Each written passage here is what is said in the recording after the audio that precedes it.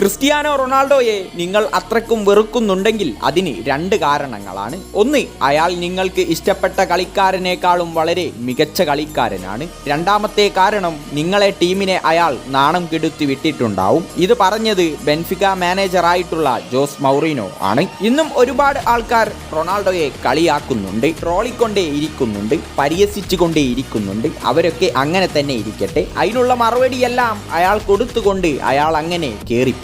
അതാണ് അയാളുടെ മെന്റാലിറ്റി. നിങ്ങൾ ക്രിസ്ത്യാനോയെ ഇഷ്ടപ്പെടുന്നവരാണെങ്കിൽ 1 ലൈക്ക് ആൻഡ് 1 സബ്സ്ക്രൈബ്.